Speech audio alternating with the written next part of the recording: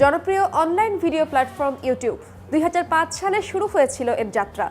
২০২২ সালের তথ্য অনুযায়ী বর্তমানে গুরুত্বপূর্ণ এই প্ল্যাটফর্মে ৩৭ মিলিয়ন চ্যানেলে ৮০০ মিলিয়নের বেশি ভিডিও রয়েছে। তবে প্রথম কার আপলোডেড ভিডিও দিয়ে যাত্রা শুরু হয়েছিল ইউটিউবের? কে সেই প্রথম ইউটিউবার? দিনটা ২০০৫ সালের ২৪শে এপ্রিল। শখের বশেই ইউটিউবের প্রথম ভিডিও আপলোড করেছিলেন ২৫ বছরের জাভেদ করিম নামের এক যুবক। আহামরি কোনো ভিডিও ছিল না তা। লো রেজুলেশনের সেই ভিডিওর ডিউরেশন ছিল মাত্র ১৯ second. Me at the zoo শীর্ষক সেই ভিডিওতে ছিল দুটি হাতি আর জাভেদ। ব্লগের মতো করে জাভেদ বলছিলেন তিনি একটি চিড়িয়াখানায় আছেন, আর বলছিলেন তিনি দুটি হাতির সামনে এবং হাতিগুলো সুর অনেক লম্বা। স্যান দিয়াগো চিড়িয়াখানায় হাতিরা তাদের সুরটি কিভাবে সামলায় এমনটাই তুলে ধরেছিলেন জাভেদ।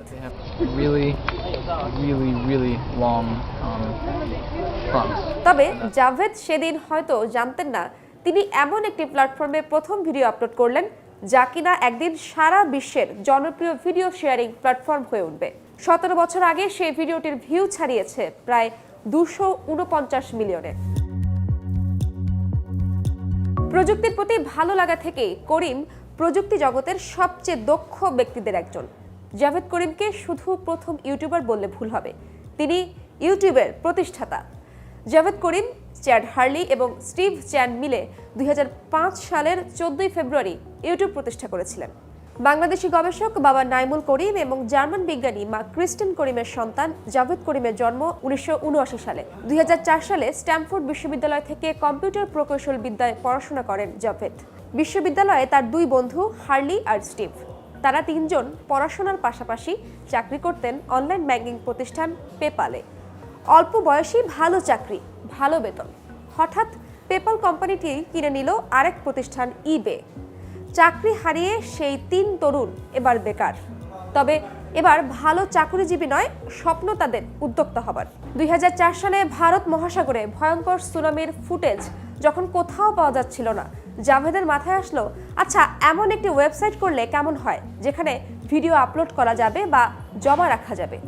যেহেতু প্রযুক্তি নিয়েই তাদের কাজ, আইডিয়া আসলো একটি ভিডিও শেয়ারিং ওয়েবসাইট তৈরি করার। তাই বলা হয়ে থাকে জাভেদই ইউটিউবের প্রথম উদ্ভাবক। যেই কথা সেই কাজ, শুরু হলো ইউটিউবের যাত্রা। দুইজন কম্পিউটার প্রকৌশলী ও একজন ডিজাইন এক্সপার্ট বারবার পরিবর্তন সংশোধন করে দাঁড়িয়ে গেল সুন্দর একটি ডিজাইন। তবে যাত্রাটা কিন্তু মাত্র শুরু। একে মানুষের কাছে পৌঁছাতে দরকার বিশাল পরিমাণ অর্থের। ভাবনায় পড়ে গেলেন কোথায় পাবেন এত টাকা। তারা ঘুরতে থাকেন ভেঞ্চার ক্যাপিটালিস্ট বা বিনিয়োগকারীদের দ্বারে দ্বারে। তাদের পরিকল্পনা শুনে বিনিয়োগ করতে রাজি হয় স্কুয়া ক্যাপিটালিস্ট। তারপর ব্রডকাস্ট ইয়োরসেলফ স্লোগান দিয়ে বিশ্বব্যাপী উন্মুক্ত হয় ইউটিউব। ইউটিউবের যাত্রার প্রসার বাড়ার সাথে সাথে বাড়তে থাকে বিনিয়োগ। ২০০৬ সালে সার্চ ইঞ্জিন জায়ান্ট গুগল $১৬৫ কোটি বিনিময়ে কিনে নেয় ইউটিউবকে। জাভেদ নিজ অংশে পেলেন $৬,৪০,০০,০০০। তবে তিনি সেই টাকা দিয়ে বিভিন্ন বিশ্ববিদ্যালয়ের শিক্ষার্থীদের ব্যবসায়িক আইডিয়া শুরু করতে সাহায্য করেন।